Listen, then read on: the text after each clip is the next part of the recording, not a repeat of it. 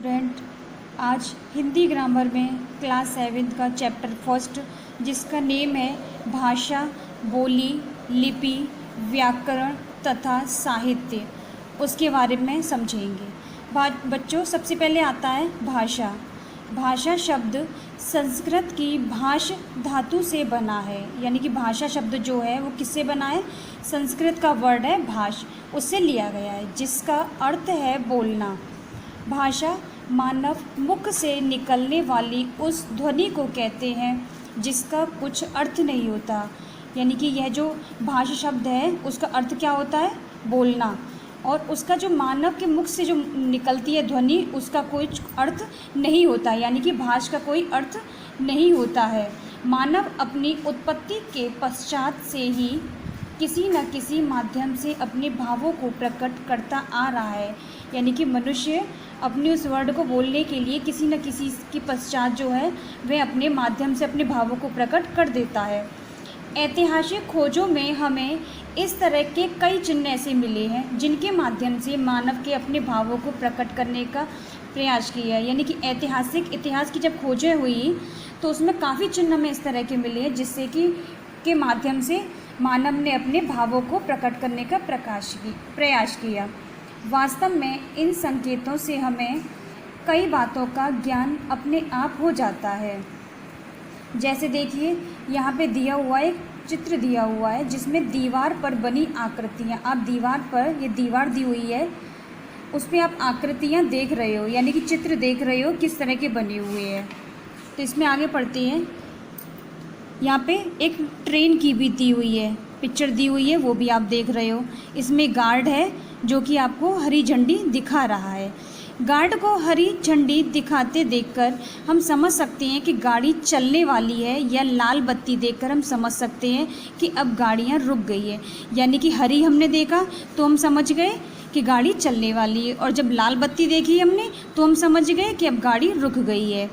तो ये मानव को अपने भावों को प्रकट करने के लिए किसी न किसी माध्यम की आवश्यकता होती है, यानी कि मनुष्य ने जो है अपने भाव इस तरह से प्रकट किए। उन्होंने हरा दिखाया, हरी झंडी दिखाई तो हम समझ गए कि हमें जो है वहाँ से चलना है, और जब लाल दिखाया तो हम समझ गए कि वहाँ से गाड़ी रुक जाएगी। और भाषा वह सटीक माध्यम है जिससे हम अपने विचारों एवं भावों को बोलकर या लिखकर प्रकट कर सकते हैं, यानी कि भाषा शब्द जो है वो एक ऐसा है जिससे हम अपने विचारों को बोलकर और लिखकर दूसरों को समझा सकते हैं, उसी को भाषा कहा जाता है। देखो, भाषा वह साधन है जिसके द्वारा मनुष्य अपने भावों व विचारों का आदान प्रदान करता है, यानी कि भाषा वह ऐसा साधन है जिससे जो है मनुष्य अपने भाव जो है दूसरों को सुन सकता है और दूसरों के भाव जो है जान सकता है। भाषा की मुख्य विशेषताएं क्या हैं? देखिए, भाषा सार्थक ध्वनियों के मेल से बनती है। भाषा विचारों के आदान प्रदान का सर्वोत्तम साधन है। भाषा जो है सार्थक ध्वनि जो है, यानी कि ध्वनियों को मिला के उनसे भाषा बनती है, और भाषा के विचारों से को ही आदान प्रदान करने को सर्वोत्तम माना गया है। केवल मनुष्य ही अपने भावों के आदान प्रदान के लिए भाषा का प्रयोग करने में सक्षम है, यानी कि मनुष्य एक ऐसा है जो कि अपने मन के भावों को दूसरों तक समझाना या दूसरों के भावों को समझना ही भाषा का प्रयोग करने में सक्षम है, यानी कि सफल रहा है। अब आता है भाषा के रूप। भाषा के दो रूप होते हैं, फर्स्ट है लिखित भाषा और सेकंड है मौखिक भाषा। अब आता है लिखित भाषा। जब हम लिखकर अपने भावों या विचारों को प्रकट करते हैं तो उसे भाषा का लिखित रूप कहा जाता है, यानी कि हम अपने भाव जो है दूसरों को बताने के लिए लिखकर उसे बताते हैं, तो उस लिखित जो भाषा होती है उसका रूप जो है वो क्या कहलाता है? लिखित भाषा कहलाता है।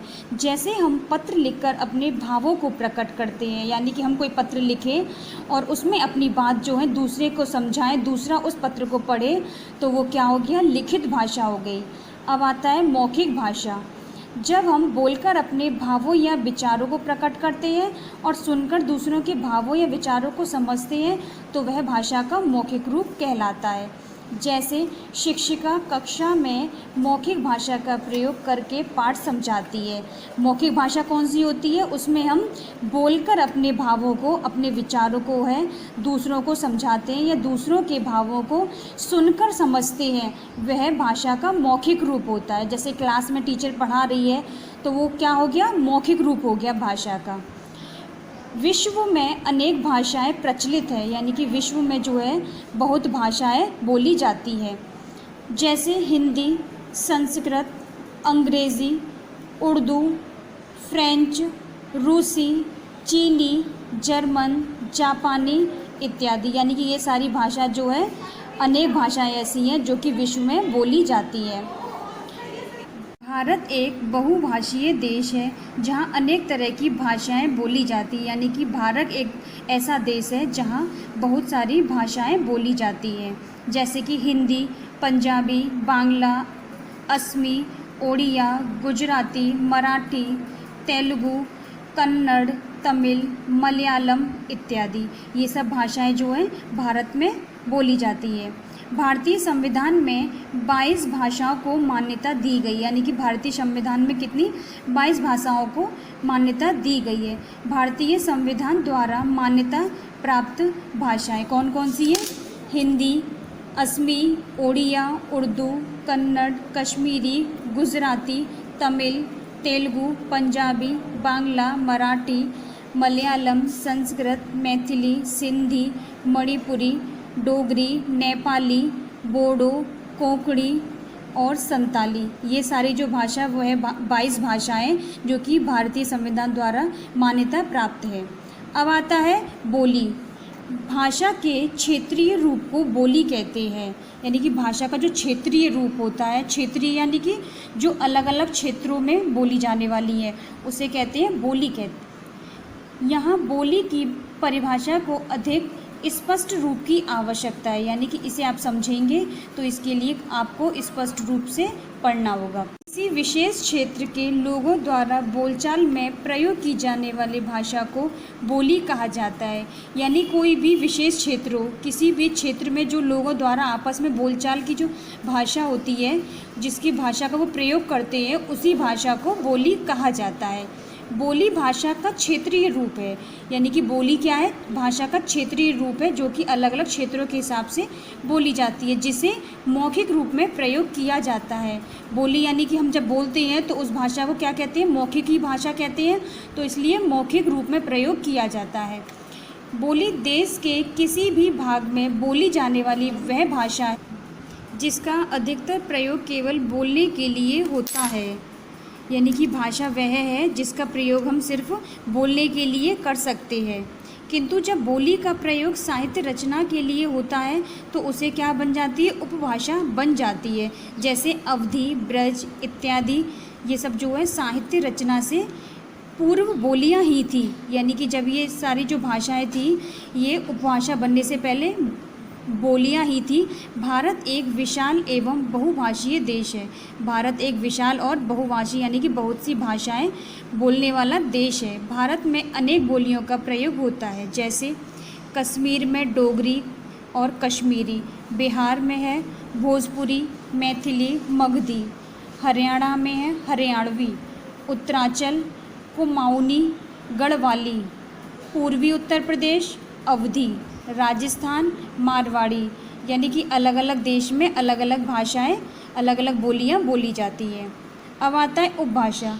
जब किसी बोली में साहित्य रचना की जाती है तो वह बोली उपभाषा का दर्जा पा लेती है। यानी कि जहाँ पे साहित्य की रचना हो जाती है वह बोली जो है उपभाषा के नाम से जानी जाती है। हम कह सकते हैं कि वह बोली जिसमें साहित्य रचना होने लगी उसे उपभाषा कहा जाता है। यानी कि हम ये भी कह सकते हैं जब बोली में साहित्य की रचना हुई तो उसे अपभाषा कहा जाने लगा। उदाहरण स्वरूप संत कवि तुलसीदास ने रामचरितमानस नामक अपने विश्व प्रसिद्ध ग्रंथ की रचना अवधी उपभाषा में तथा सूरदास ने सूरसागर नामक ग्रंथ की रचना ब्रजभाषा उपभाषा में की। यानी कि इन्होंने अलग अलग उपभाषाओं में अपनी भाषाओं का प्रयोग किया है। जिन्होंने कि जो साहित्य तैयार किया है अपनी अपनी उपभाषा में प्रयोग किया है। किंतु हिंदी की उपभाषाओं को मुख्य रूप से 4 वर्गों में बांटा गया है। लेकिन जो हिंदी की उपभाषा है उसे कितने 4 भागों में बांटा गया है। पूर्वी हिंदी कौन सी है? अवधी, बघेली, छत्तीसगढ़ी। पश्चिमी हिंदी कौन सी है? खड़ी बोली, ब्रजभाषा, कन्नौजी, बुंदेली, हरियाणवी। पहाड़ी हिंदी कौन सी है? कुमाऊनी, हिमाचली, गढ़वाली। बिहारी हिंदी मैथिली, मगही, भोजपुरी। और राजस्थानी हिंदी मारवाड़ी, जयपुरी, मेवाती, मालवी। अब आता है मानक भाषा। एक ही भाषा विभिन्न क्षेत्रों में अलग अलग तरह से बोली जाती है। समाज के विद्वजनों द्वारा बोली तथा साहित्य में प्रयुक्त भाषा को मानक भाषा माना जाता है। यानी कि अलग अलग क्षेत्रों में जो है एक ही भाषा को अलग अलग तरह से जो बोला जाता है, जो समाज के द्वारा जिस तरीके से बोली जाती है, वह साहित्य के प्रमुख भाषा को ही क्या कहते हैं? मानक भाषा कहा जाता है। समय के साथ साथ हिंदी के मानक रूप में कई परिवर्तन हुए हैं, जैसे कि पूर्व रूप और मानक रूप आए। यानी कि पहले जो बोला जाता था वो क्या बोला जाता था? आए। अब हो गया आए। यानी कि जो या का यूज़ हुआ है वो कैसे हुआ है? यहाँ पे आए। और अब हो गया आ ए। आवो का जब मानक रूप हुआ तो क्या? आओ। चाहिए, ये या के यूज़ होता था, अब है मानक रूप इसका चाहिए। चंचल, चंचल में जो च जो बनाया है यहाँ पे अब जो मानक रूप बना है उसमें अंक की बिंदी लगती है। फिर है इसी तरह से ठंडा, ठंडा में आधा जो ये बना है अब इसकी जगह पे मानक रूप जो बना है उसमें सिर्फ अंक की बिंदी लगती है। तो ये मानक रूप, पहले जो रूप थे वो अब मानक रूप में चेंज हो गए। मंत्र, मंत्र में भी जो आधा न है उसमें सिर्फ अंक की बिंदी से दिखाया गया है। गंगा, गंगा में जो ड है उसके नीचे जो ग निकल। इसी तरह से जो सारे वर्ड दिए हुए पूर्व रूप में जो थे उन्हें चेंज करके मानव रूप में अलग परिवर्तन किया गया है, जैसे और भी वर्ड दिए हैं। अब आता है केंद्रीय हिंदी निदेशालय द्वारा हिंदी के मानक रूप संबंधी विभिन्न निर्देश दिए गए हैं। यानी कि जब मानक रूप संबंधी जो है काफ़ी कुछ ऐसी बातें बताई गई हैं, उसके आरे में आगे पढ़ते हैं। संस्कृत की वर्णमाला के ऋषि मर्ड वर्ड मानक वर्णमाला में मान्य नहीं। कुछ आगत ध्वनियों के लिए ध्वनि चिन्हों को मानक मान लिया गया, जैसे अ ध्वनि, डॉक्टर, फ्रॉग।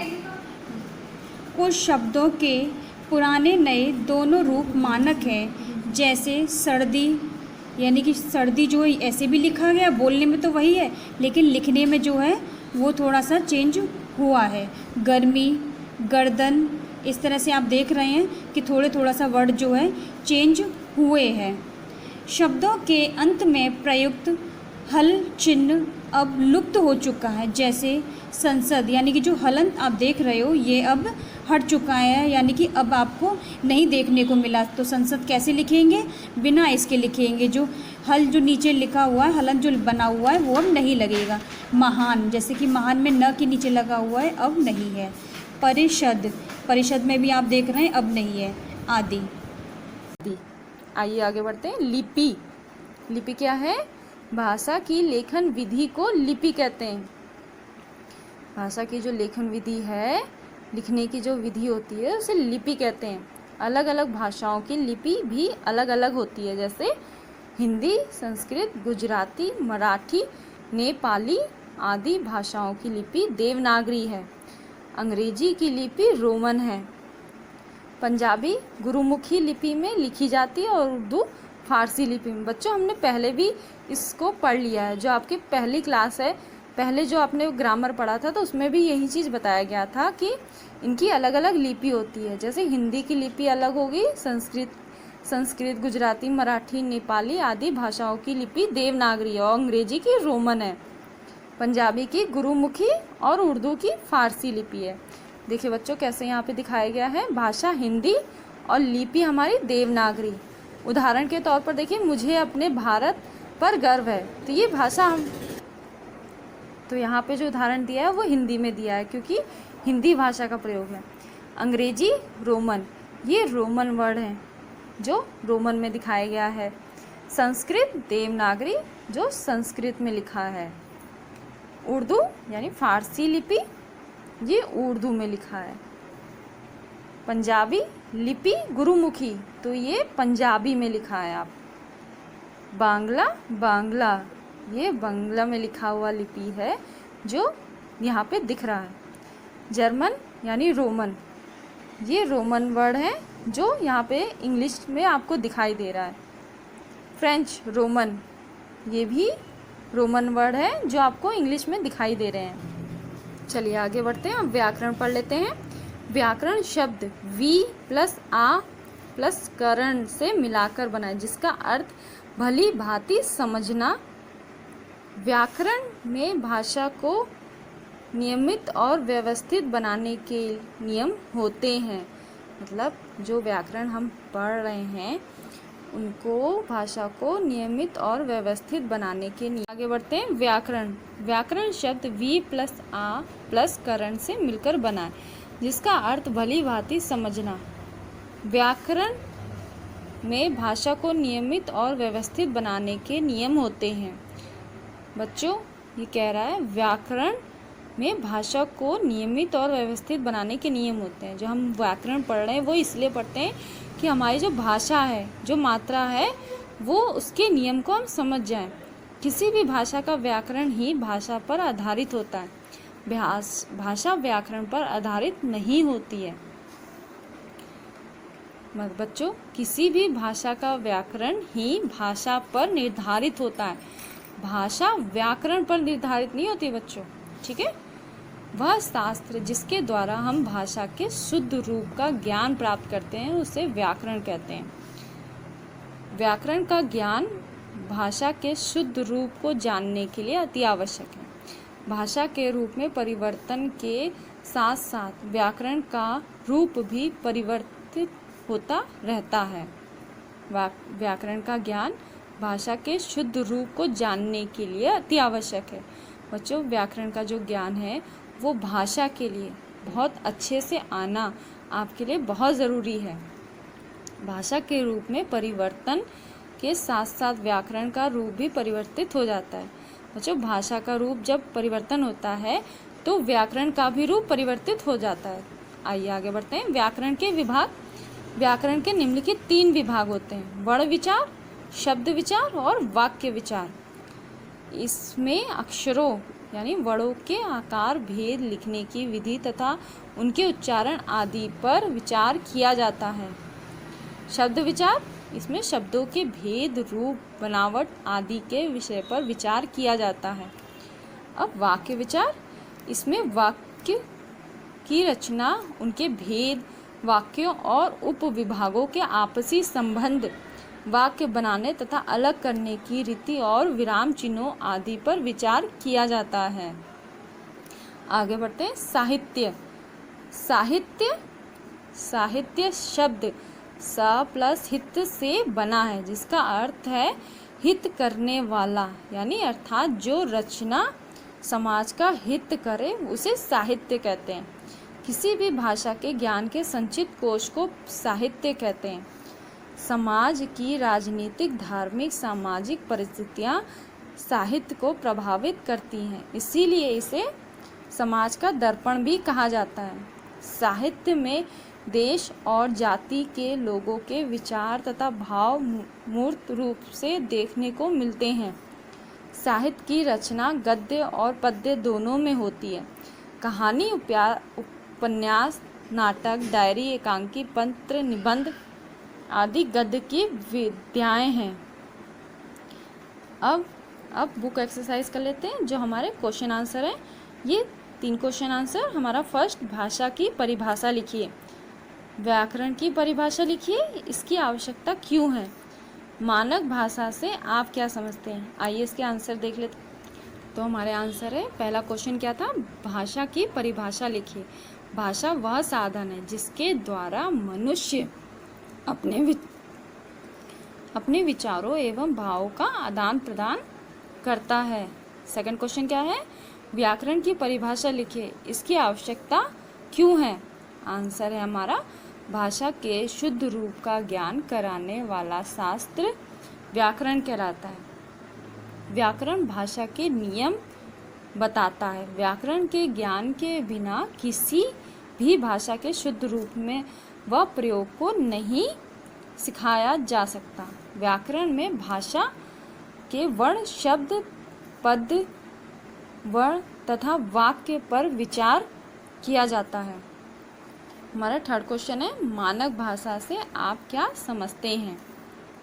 एक ही भाषा विभिन्न क्षेत्रों में अलग अलग तरह बोली जाती है। समाज में विद्वानों द्वारा बोली तथा साहित्य में प्रयुक्त भाषा को मानक भाषा माना जाता है। यह हमारा आंसर था। अब हम फोर्थ क्वेश्चन देख लेते हैं। उपभाषा के 2 उदाहरण दीजिए। हमारा आंसर है पूर्वी हिंदी, पश्चिमी हिंदी।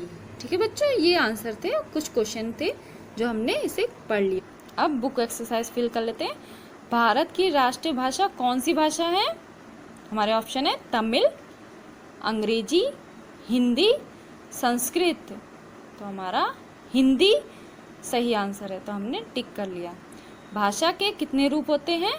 हमारे ऑप्शन है 2, 3, 4, 5। तो कौन सा ऑप्शन सही है? क यानी 2। भाषा के 2 रूप होते हैं। भारतीय संविधान द्वारा मान्यता प्राप्त भाषाओं की संख्या कितनी है? हमारे ऑप्शन है 15, 22, 28, 10। तो कौन से ऑप्शन सही है? 22 यानी ख। तो हमने इस पर टिक लगा लिया। व्याकरण के कितने विभाग होते हैं? 3, 5, 6, 9। तो हमारा ऑप्शन 3 सही है, यानी क पे हमने टिक लगा लिया। भाषा के क्षेत्रीय रूप को क्या कहते हैं? लिपि, व्याकरण, बोली, भाषा। तो ऑप्शन हमारा कौन सा सही है इसमें से? बोली। तो हमने यहाँ पे टिक लगा लिया। आगे बढ़ते हैं। निम्नलिखित वाक्यों में सही के सामने सही तथा गलत के सामने गलत का निशान लगाइए। क, भारतीय संविधान में 10 भाषाओं को मान्यता प्रदान की गई है। ये सही है या गलत? बच्चों ये गलत है। भाषा को शुद्ध रूप से लिखने के लिए व्याकरण के ज्ञान की आवश्यकता होती है। सही है। भारत में हिंदी के अतिरिक्त किसी और भाषा का प्रयोग नहीं होता। बच्चों ये सही है या गलत? गलत है। अंग्रेजी रोमन लिपि लिखी जाती है। अंग्रेजी रोमन लिपि में लिखी जाती है। सही है या गलत? ये सही है, क्योंकि अंग्रेजी की रोमन लिपि में लिखी जाती है। अच्छा, क्वेश्चन हमारा 11, भाषा और बोली में क्या अंतर है? इसका आंसर मैंने यहाँ पे लिख दिया है, जो ये है। भाषा का क्षेत्रीय रूप बोली कहलाता है। इसका प्रयोग अधिकतर बोलचाल में होता है। बोली का क्षेत्र छोटा होता है। भाषा का क्षेत्र बोली की अपेक्षा बड़ा होता है तथा भाषा में साहित्य की रचना की जाती है। भाषा में बोली जाने वाली किन्हीं 3 बोलियों के नाम लिखिए। कौन कौन सी है? भारत में बोली जाने वाली किन्हीं 3 बोलियों के नाम? कुमाऊनी, भोजपुरी और डोगरी। ये 3 भाषाएं हैं जो भारत में बोली जाती हैं। निम्नलिखित भाषाओं के सामने उनकी लिपि का नाम लिखिए। तो बच्चों ये फ्रेंच है, तो ये इसकी लिपि रोमन। संस्कृत देवनागरी, पंजाबी गुरुमुखी, अंग्रेजी रोमन, बांग्ला बांग्ला और उर्दू फारसी है। आइए राज्यों के नामों के साथ सही भाषाओं के नाम मिलाते हैं। तो कौन कौन से हैं? उत्तर प्रदेश का सही भाषा हिंदी, पंजाब का पंजाबी, तमिलनाडु का तमिल, केरल का मलयालम, महाराष्ट्र का मराठी और गुजरात का गुजराती। तो बच्चों हमारा बुक एक्सरसाइज यहाँ कंप्लीट हो गया। तो बच्चों बहुत बहुत थैंक यू आपका साथ देने के लिए। थैंक यू बच्चों।